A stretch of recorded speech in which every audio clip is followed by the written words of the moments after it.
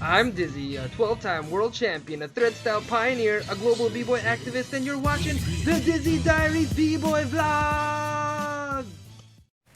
And welcome back to the DYZEE Diaries b-boy vlog episode 23, where I discuss why battles were more raw and hype back in the days.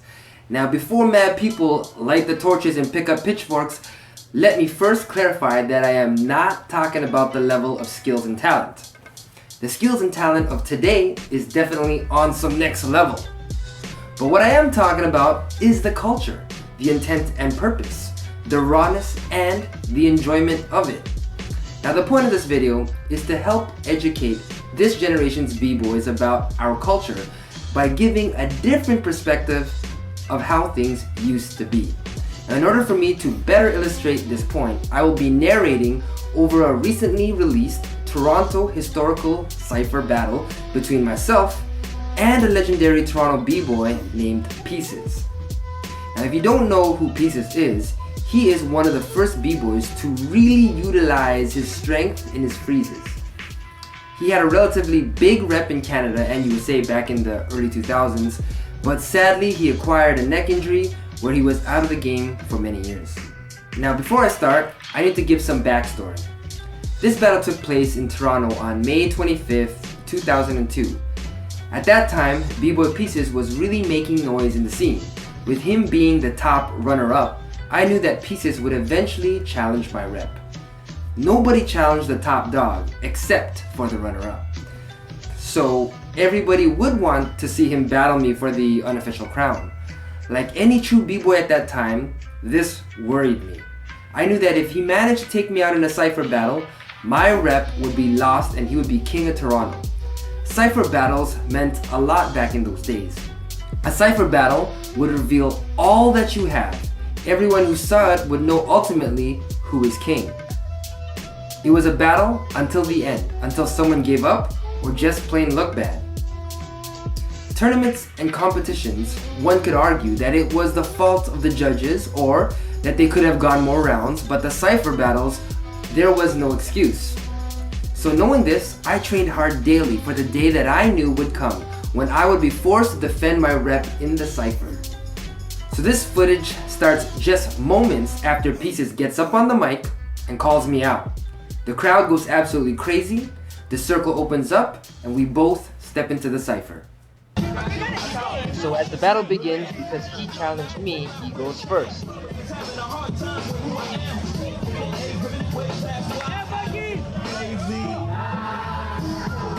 getting this, right, Frost?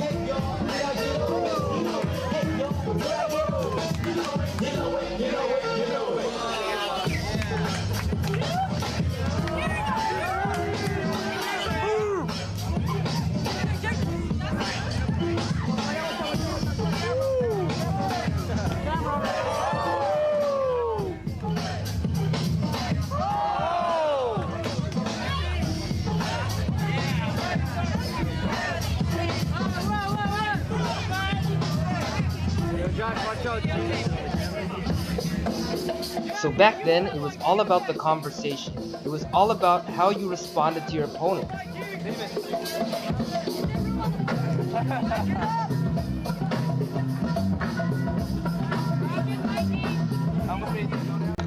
And of course, throwing moves and styles at them that they can't respond to.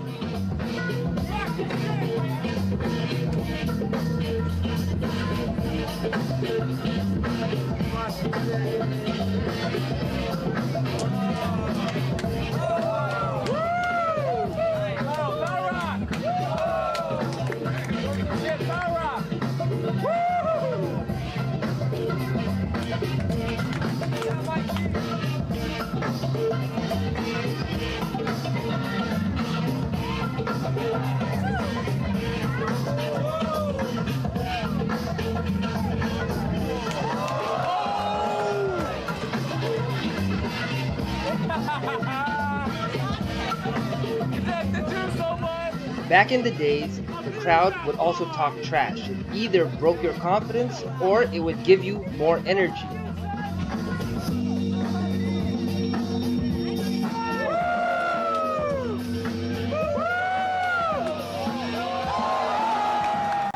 reacted to moves as if you got slapped in your face.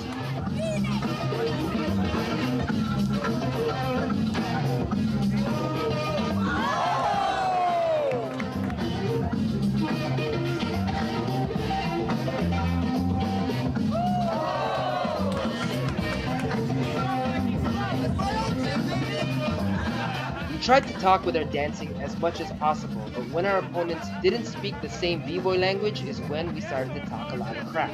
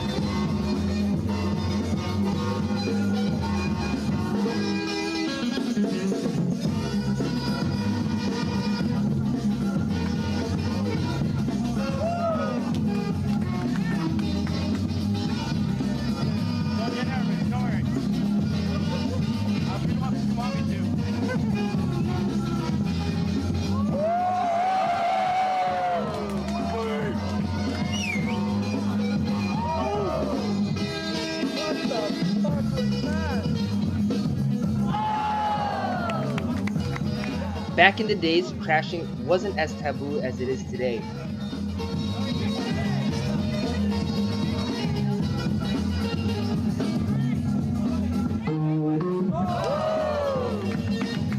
Hitting a move was equivalent to landing a punch to the face, while crashing a move was equivalent to missing the punch, but it didn't necessarily mean that you lost the battle.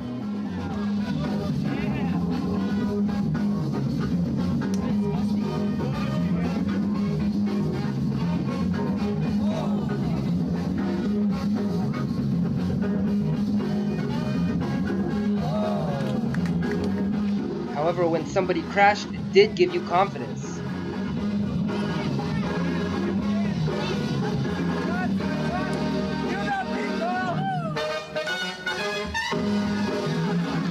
Especially if you knew you had a move that will one-up it.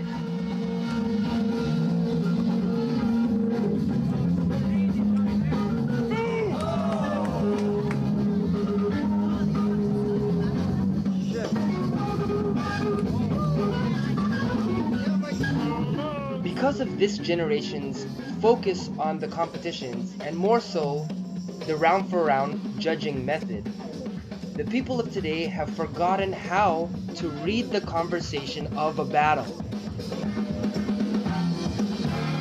Today, breaking has become more about technicalities and politics rather than defending your rep and your style.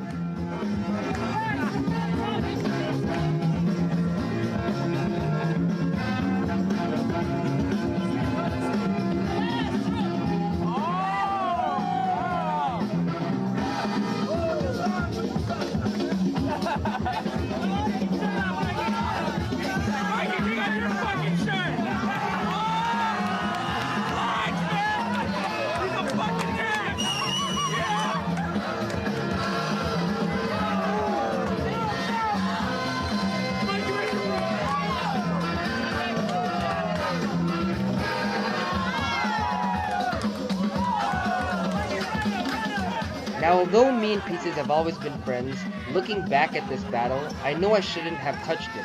I did it out of sheer frustration that no matter how much I killed it or responded to what he did, he wouldn't give up.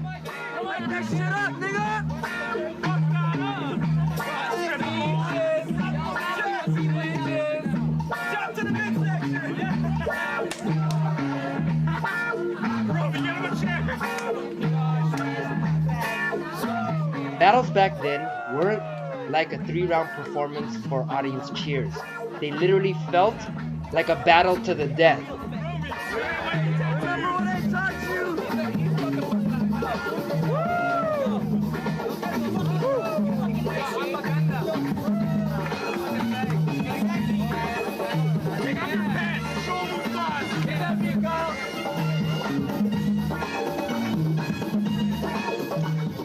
round that goes by chips away at your pride and your ego.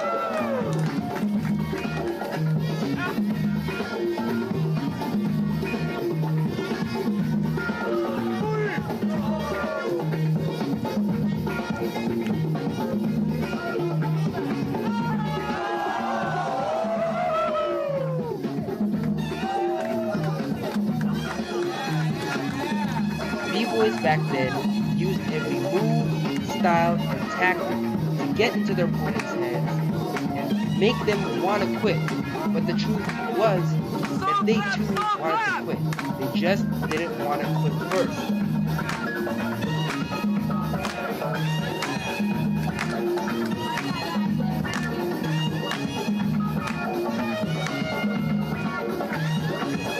Every time your opponent hit their move, it felt like a jab to the midsection.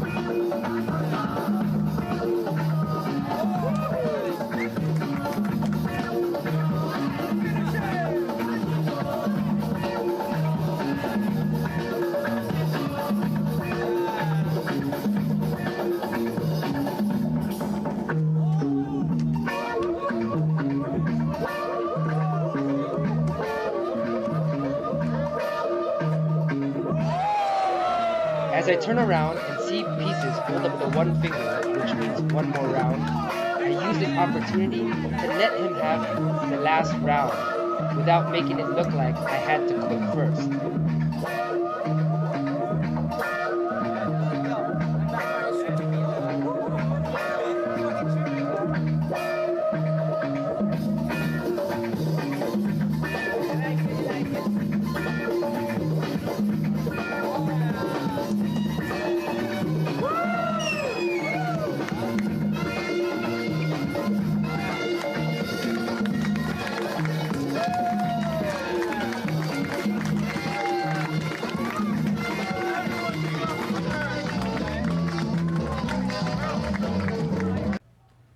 I hope you guys enjoyed that battle.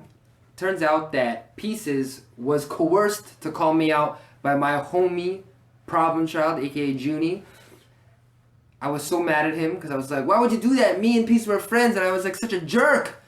But I gotta give it up to Pieces because he was killing it all night that event and he called me out at the very end.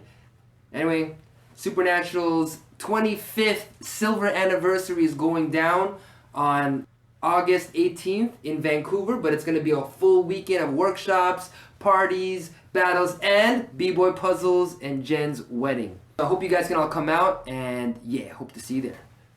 Peace!